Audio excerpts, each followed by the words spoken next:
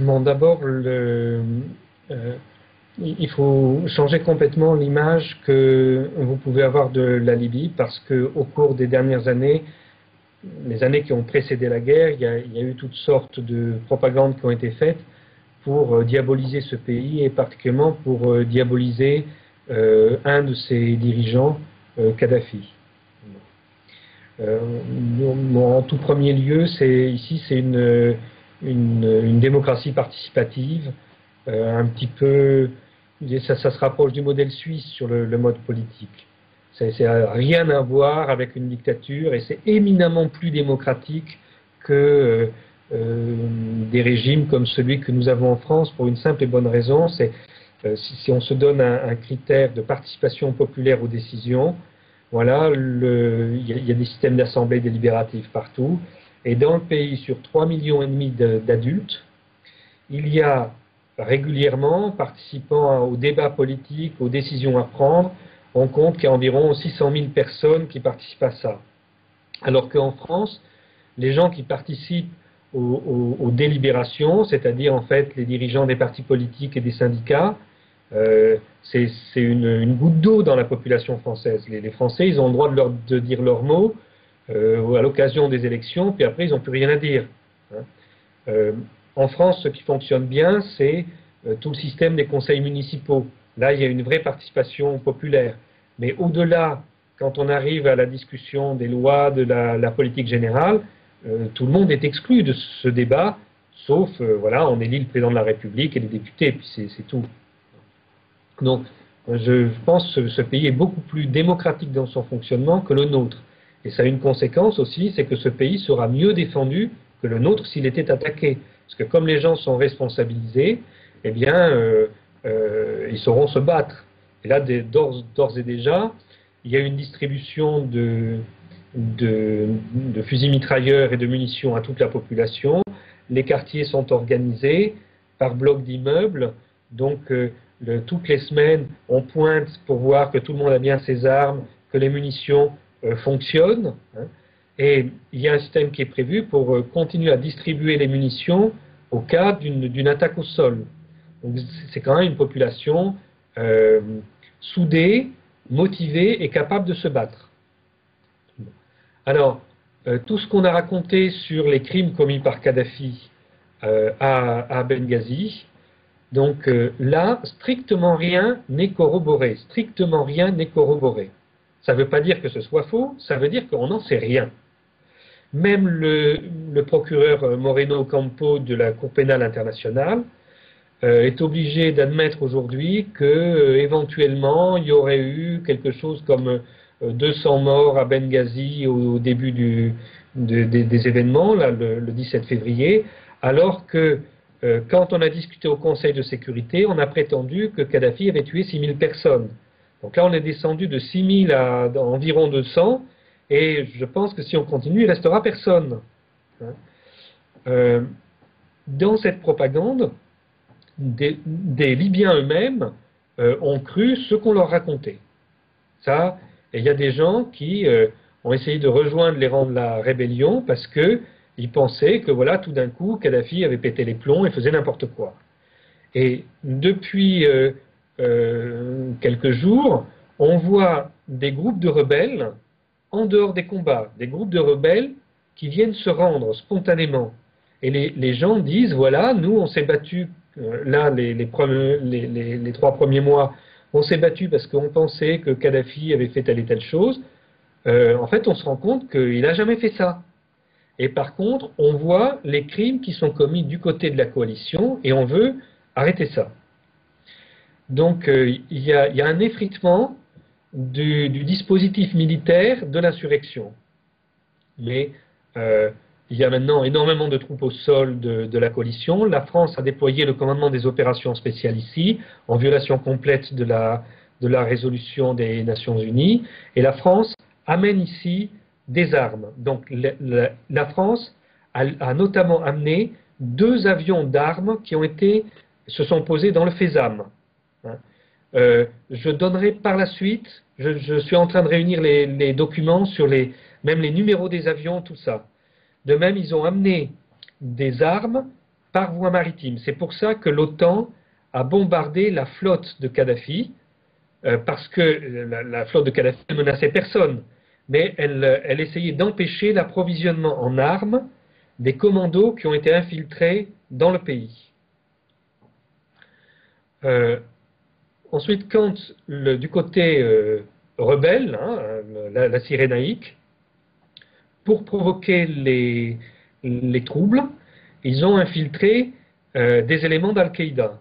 C'est très très spectaculaire parce que ce sont donc les milices du prince Bandar bin Sultan d'Arabie Saoudite, encadrés par la CIA, et il y a dans ces chefs d'Al-Qaïda, il y a des gens qui viennent de sortir de Guantanamo, qu'on a amenés ici.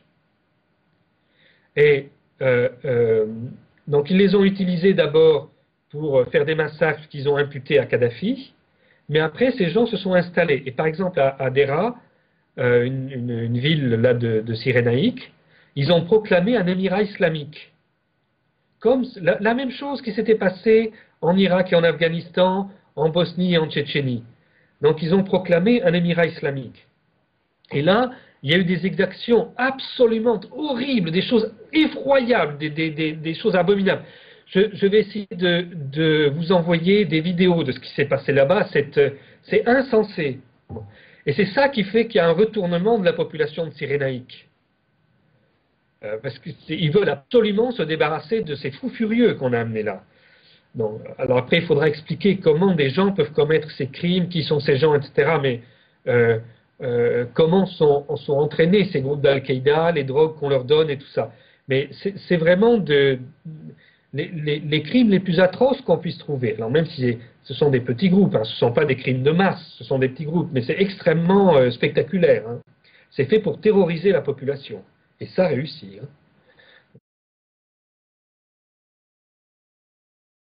Hein. Ici,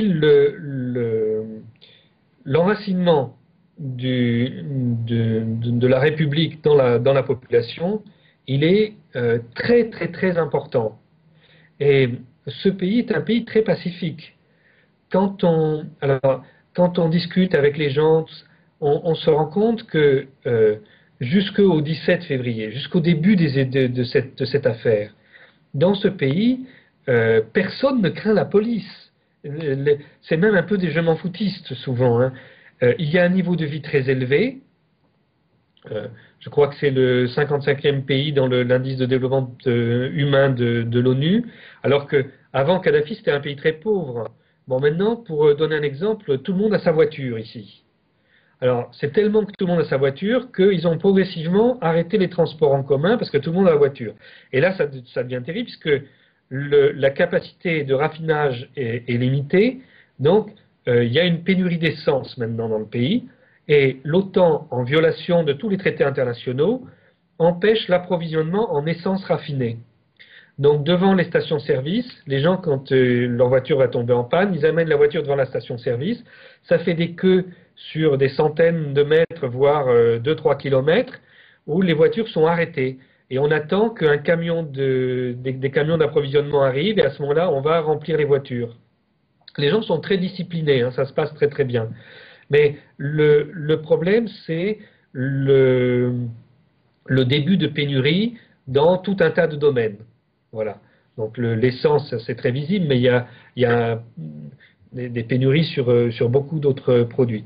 Heureusement, il y a une excellente agriculture ici. C'était une des grandes marottes de Kadhafi, l'agriculture. C'est le pays où il y a le pays au monde où il y a les plus grands travaux d'irrigation, même plus importants que ce qu'il y a eu en Chine. Et il y a une agriculture vivrière importante, donc il n'y aura pas de pénurie alimentaire. Même s'il y aura peut-être, même s'il manque certains produits, mais il y a de quoi se nourrir. Un rendez-vous incessamment avec le gouverneur de la Banque centrale pour voir tous ces cas-là. Par contre, j'ai rencontré hier le président de l'autorité libyenne d'investissement. Hein, c'est un des plus grands financiers du monde, puisque ça doit être le 6 ou 7e fonds souverain dans le monde, celui de la Libye. Et donc lui m'a expliqué un peu tout ce qu'ils avaient fait. là, il y a des choses qui sont complètement ignorées par le public européen et qui vont avoir des conséquences graves. Bon, la Libye, grâce au pétrole et au gaz, dispose de réserves fiduciaires très importantes. Et ils ont décidé, en prévision de l'épuisement de ces ressources fossiles, ils ont décidé de capitaliser cet argent pour les générations futures. Donc, ils ont placé cet argent pour une rémunération, comme tout le monde, faire des placements rentables un peu partout dans le monde, notamment en Europe et même particulièrement en France et en Italie. Et puis, ils ont réservé une partie de cet argent pour le développement africain. Alors, ça a consisté à, en fait, faire des investissements en Afrique qui sont rentables, mais avec des taux de rentabilité très très faibles, en acceptant que ça soit très faible ce taux de rentabilité pour que ça développe l'Afrique. Donc par exemple, ils ont construit des routes dans la corne de l'Afrique qui vont complètement changer désenclaver des populations, permettre un développement important, etc. Mais avec le gel bancaire dont ils font l'objet, tous ces projets se trouvent arrêtés. Donc les chantiers sont arrêtés, tout ça dans toute l'Afrique. Hein. Ce sont des chantiers qui emploient des centaines de milliers de personnes dans toute l'Afrique. Donc ça, c'est arrêté. Et parmi les choses arrêtées, il y a tout le travail agricole au Mali. Donc ça, c'est quelque chose d'une extrême gravité. Cela signifie que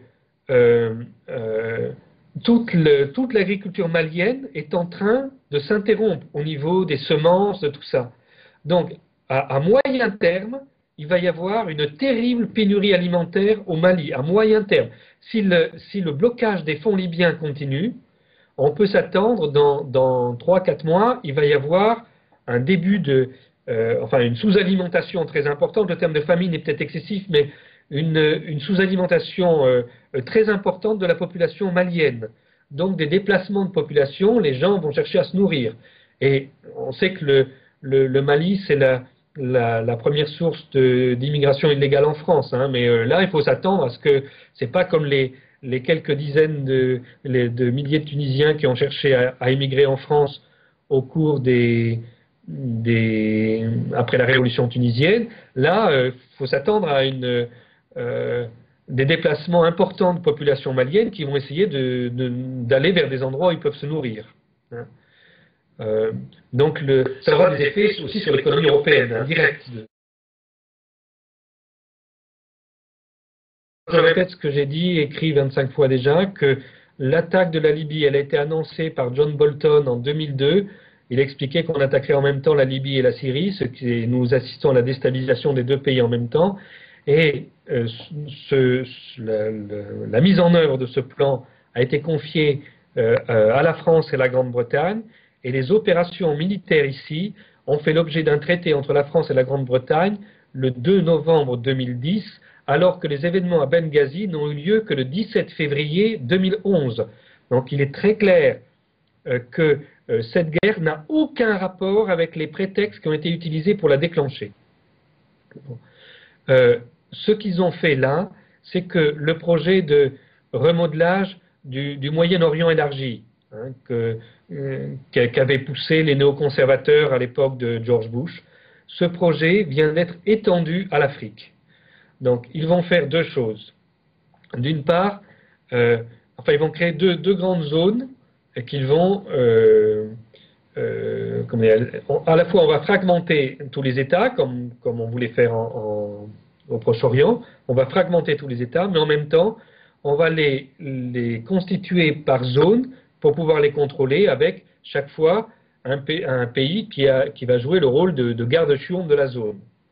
Donc là, ce qui est prévu pour une partie de l'Afrique du Nord, de la Libye au Maroc, ça va être la zone ce qu'ils appellent les populations autochtones, les berbères.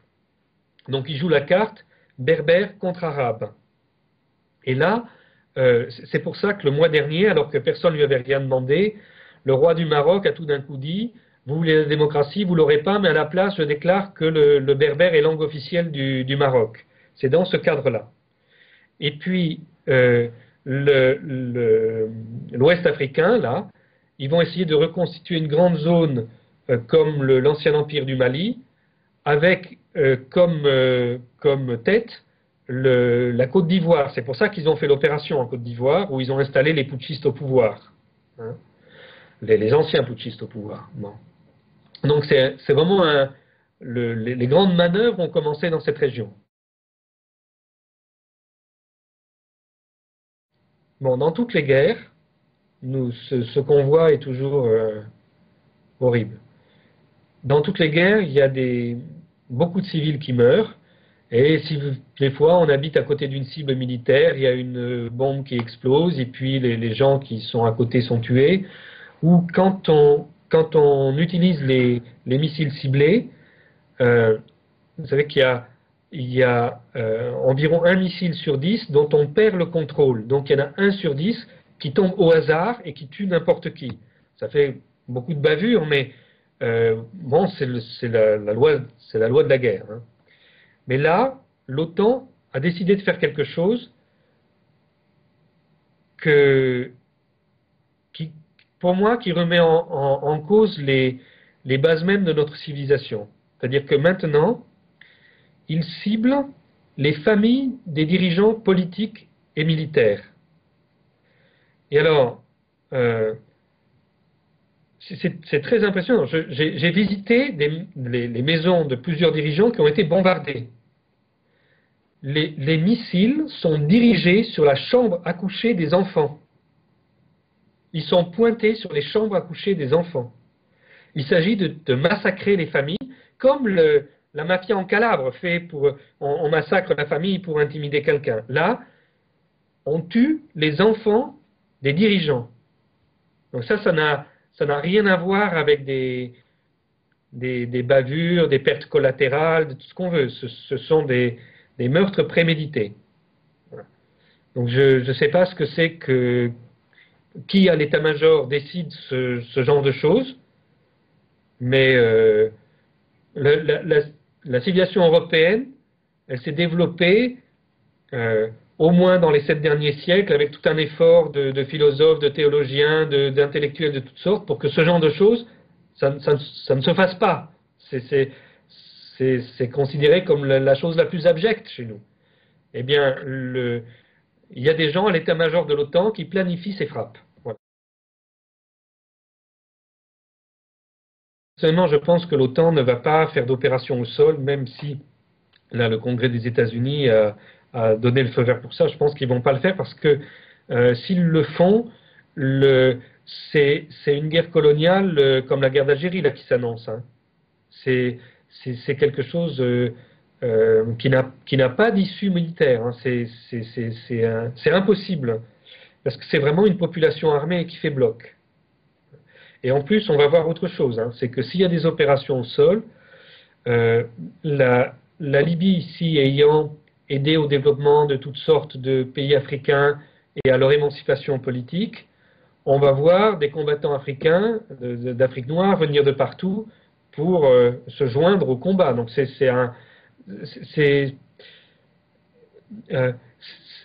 quelque chose qui s'annonce sur un très long terme s'il y a une guerre ici. C'est pas du tout comme quand il y a eu en Irak. En Irak, Saddam Hussein, il s'appuyait sur son armée. Et il a suffi de payer quelques généraux, l'armée s'est effondrée, tout l'État s'est effondré avec, c'était le chaos, mais comme c'était le chaos, il n'y avait pas de force organisée pour la résistance, c'était simplement que tout le monde tuait tout le monde. Bon. Tandis que là, c'est une population organisée et c'est une population politisée. Donc cette population, elle se battra, elle aura des renforts de l'étranger pour se battre. Et on ne peut pas vaincre comme ça, sauf à vitrifier tout le monde avec une bombe atomique, mais on ne peut pas vaincre dans ces situations-là. Donc c'est vraiment quelque chose d'horrible qui s'annonce. Donc je pense que les gens de l'OTAN seront raisonnables, ils vont pas se lancer dans cette chose-là, et qu'ils vont se rabattre sur une solution en disant que voilà, on a libéré la Cyrénaïque, tout ça, et puis qu'on en fait un État indépendant, comme on a fait avec le Kosovo, quoi. Puis là, on installe une énorme base militaire à Benghazi qui sert à l'Africom pour pénétrer l'Afrique. Et dans 10 ans, on a d'autres guerres qui partent depuis les bases militaires